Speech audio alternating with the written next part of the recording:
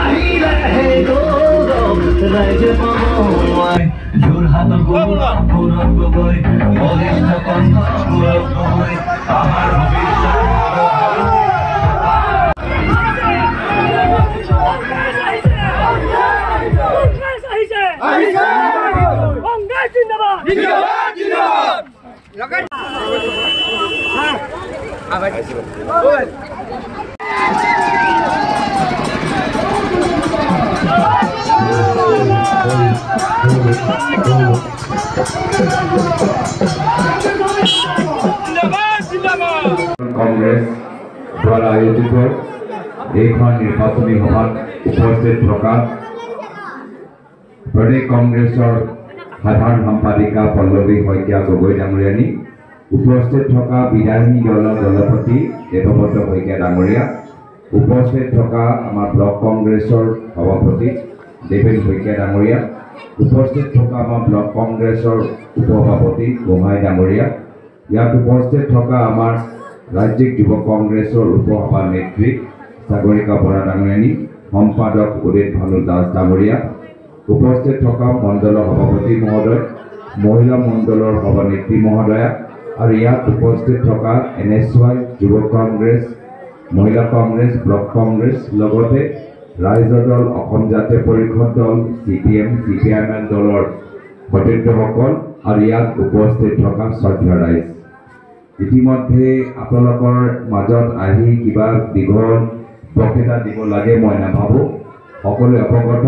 অহা 19 তাৰিখে লোকসভা নিৰ্বাচন সমাগত আৰু ইতিমধ্যে যোৰহাটৰ ৰাইজে সিদ্ধান্ত লৈছে যে ভৱিষ্যত আমাক যোৰহাটৰ পৰা এটা শক্তিশালী কণ্ঠ দিল্লীলৈ পঠাব লাগে,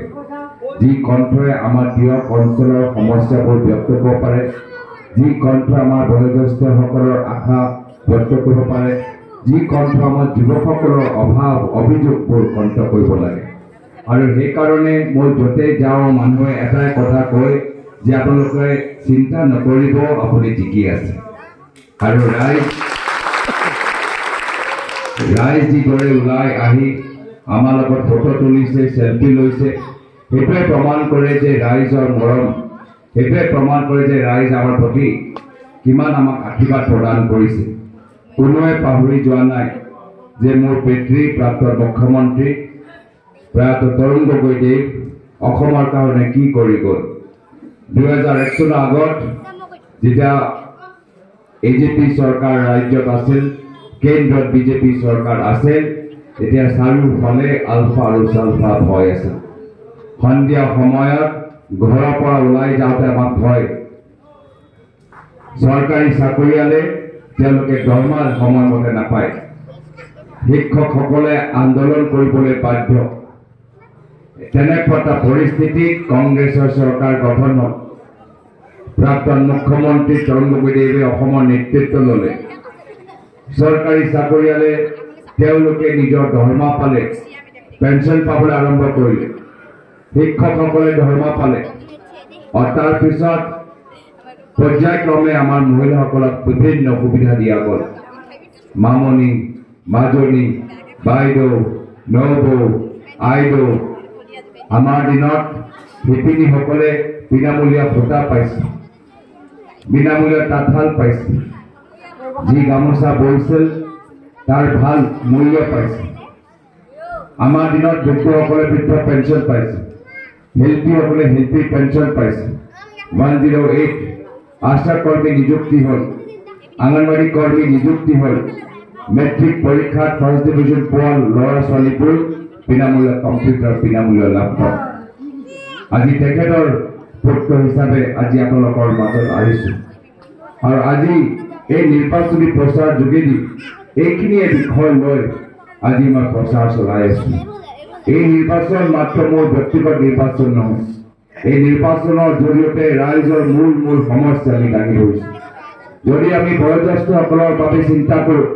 তেতিয়া বয়োজ্যেষ্ঠসকলে নিজে অনুভৱ কৰিছে যে 205 টকাৰ যে বৃদ্ধ পেঞ্চন পাইছে সেইটো যথেষ্ট কম আৰু আজিৰ তাৰিখত দুৰ্ভাগ্যজনক কথা যে এইখন বিজেপি চৰকাৰে বৃদ্ধসকলৰ বয়োজ্যেষ্ঠসকলৰ বৃদ্ধ পেঞ্চন বঢ়োৱা নাই কিন্তু বয়োজ্যেষ্ঠসকলৰ দৰৱৰ দাম আজি বঢ়াই দিছে কিমান দুখৰ কথা এইখিনি বিষয়লৈ আমি মাত মাতিছোঁ আমাৰ যুৱক যুৱতীসকললৈ আজি শিক্ষাৰ প্ৰতি তেওঁলোকে আগ্ৰহী কিন্তু এইখন চৰকাৰে আজি চৰকাৰী স্কুল বন্ধ কৰি চাৰিওফালে মদৰ দোকান খুলি দিছে ইয়াৰ আমি বিৰোধিতা কৰিছোঁ আমাৰ উদ্দেশ্য হৈছে এই নিৰ্বাচনী প্ৰচাৰ যোগেদি কৈছোঁ যে আমাৰ চৰকাৰ আহিলে গাঁৱৰ ভিতৰত মদৰ দোকান আমি বন্ধ কৰিম আৰু গাঁৱৰ ভিতৰত চৰকাৰী স্কুল আমি পুনৰ জীৱিত কৰিম আমাৰ দিনত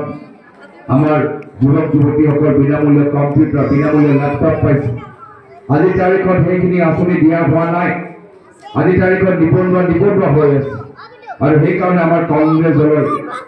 ইস্তিহাৰত লিখা গৈছে যে প্ৰত্যেক বছৰ শিক্ষিত নিবনুৱা যুৱকসকলে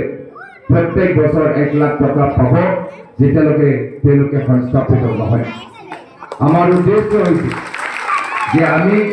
যি ৰাইজৰ পৰা আশীৰ্বাদ পাওঁ সেই আশীৰ্বাদৰ বিনিময়ত আমাক কাম কৰিব লাগে কিন্তু আজিৰ তাৰিখত চৰকাৰে বিপৰীত চিন্তা কৰে তেওঁলোকে ৰাইজৰ পৰা আশীৰ্বাদ পাইছে কিন্তু এতিয়া ৰাইজক ভুৱা প্ৰতিশ্ৰুতি দিছে কেতিয়াবা 15 লাখ টকা ভুৱা প্ৰতিশ্ৰুতি নহ'লে এতিয়া লাখপতি বাইদেউলৈ এটা ভুৱা প্ৰতিশ্ৰুতি দিছে মহিলাসকলে ভাবিছে যে বস্তু বাহিনীৰ দাম ইমান বাঢ়ি গৈছে অলপ লাখপতি বাইদেউ হয় বস্তু বাহিনীৰ দাম কিমান বাঢ়িছে আপোনালোকে নিজে কওক নহৰুৰ দাম 400 টকা হৈ গৈছে নিমখৰ দাম 20 টকা হৈ গৈছে চাউলৰ দাম 50 টকা হৈ গৈছে মিঠাতেলৰ দাম 200 টকা হৈ গৈছে এয়া হৈছে পৰিৱৰ্তন এয়া হৈছে বিজেপি চৰকাৰৰ কাম আজিৰ তাৰিখত আমাৰ চৰকাৰী স্কুলৰ ভিতৰত আমাৰ ল'ৰা ছোৱালীবোৰ সময়মতে বিনামূলীয়া ইউনিফৰ্ম নাপায় আজি সময়মতে তেওঁলোকে বিনামূলীয়া কিতাপ নাপায় আজি তেওঁলোকৰ হৈ আমি মাত পাতিবলৈ বিচাৰোঁ আজি মহিলাসকলক ভুৱা প্ৰতিশ্ৰুতি দিছে মিছলীয়া ফৰ্মবোৰ বিতৰণ কৰিছে শ্ৰদ্ধেয় ৰাইজ চাওকচোন ইয়াৰ আগতে আপোনালোকে বিভিন্ন সময়ত চৰকাৰী আঁচনি লাভ লৈছে চৰকাৰী আঁচনি বিচাৰোঁতে বিভিন্ন কাগজ আপোনালোকক জমা দিবলৈ হয় চৰকাৰী বিষয়া কয় পেন কাৰ্ড লাগে ৰেচন কাৰ্ড লাগে আধাৰ নম্বৰ লাগে বহুত কাগজ আপোনালোকৰ পৰা বিচাৰে কিন্তু এতিয়া বিজেপি দলৰ কৰ্মীখিনি কি কৈছে কি নাম চহী কৰিলেহে আপোনালোকে আঁচনি পাই যাব মিছা কথা কেতিয়াবা নাম দিলে আপোনালোকে চৰকাৰী আঁচনি পাইছে নেকি কেতিয়াও পোৱা নাই সদায় বিভিন্ন নীতি নিয়মবোৰ থাকে কিন্তু এই বিজেপি দলৰ এয়া হ'ল তেওঁলোকৰ কৰ্মসংস্কৃতি কেনেদৰে বাৰম্বাৰ মানুহসকলক বিশ্বাস কথা কৈ বিশ্বাস কথা কৰা এটাও ভুৱা ফৰ্ম ওপৰত বিশ্বাস নকৰিব এই ভুৱা ফৰ্মবোৰ এই ল'ৰা ছোৱালীক দি দিয়ক তেওঁলোকে পেপাৰ প্লেন বনাই ঘূৰাব এয়া হৈছে এই ফৰ্মৰ মূল্য এয়া হৈছে এইখিনি ফৰ্মৰ মূল্য কিমানবাৰ ফৰ্ম চহী কৰিব 15 লাখ টকাৰ কাৰণে ফৰ্ম চহী কৰিলে 15 লাখ টকা কোনো পোৱা নাই লক্ষপতি বাইদেউৰ কাৰণে ফৰ্ম চহী কৰিলে 4 ঘণ্টা ৰৈ থাকিলে কিন্তু এতিয়ালৈকে কোনো লক্ষপতি হোৱা নাই কোনো 10,000 টকা পোৱা নাই 4 ঘণ্টা বহাৰ পিছত আমাৰ গাঁৱৰ মহিলাসকলে মাত্ৰ 200 টকা 300 টকা 400 টকা পায় তো সত্য ৰাইজ সব আমি এনে ধৰণৰ মিছলীয়া ৰাজনীতি কৰিবলৈ নিবিচাৰো আমি সন্মানপূৰ্বক আদৰ্শ ভিত্তিক উন্নয়নৰ ওপৰত নিৰ্ভৰ কৰা আমি ৰাজনীতি কৰিবলৈ বিচাৰো আৰু এই কাৰণে এইখন চৰকাৰ ভয় খাইছে তেওঁলোকে দেখা পাইছে যে আমাৰ নিৰ্বাচনী প্ৰচাৰ জৰিয়তে ৰাইজ সজাগ হৈছে আমাৰ নিৰ্বাচনী প্ৰচাৰ জৰিয়তে ৰাইজ একত্ৰিত হৈছে আৰু ৰাইজ যেতিয়া সজাগ হয় ৰাইজ যেতিয়া একত্ৰিত হয় তেতিয়া কোনো অহংকাৰী চৰকাৰ অত্যাচাৰী চৰকাৰ বেছি দিন থাকিব নোৱাৰে সেই কাৰণে আজি আহি আপোনালোকক দমন কৰিবলৈ বিচাৰিছে আপোনালোকক ভাবুকি দিবলৈ বিচাৰিছে কিন্তু অসমৰ ৰাইজ কোনো অহংকাৰী চৰকাৰৰ পৰা ভয় নাখায় এই অসমৰ ৰাইজৰ লগত আজি আমাৰ কংগ্ৰেছ পাৰ্টিৰ লগত আছে আমাৰ বিৰোধী ঐক্য মঞ্চ আপোনাৰ লগত আছে কোনো দলৰ অহংকাৰী নীতিৰ পৰা অত্যাচাৰ নীতিৰ পৰা ভয় খাব নালাগে যিদৰে আগতে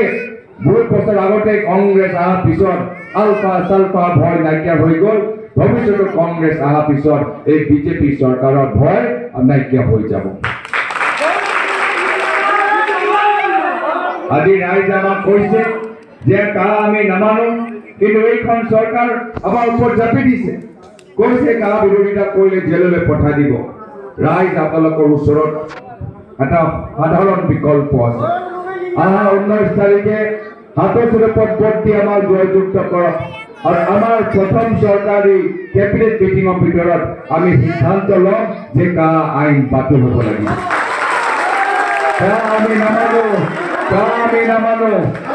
আমি নামানো শ্ৰদ্ধা ৰাইজ মই আজি বেছি দীঘলৈ ক'বলৈ বিচৰা নাই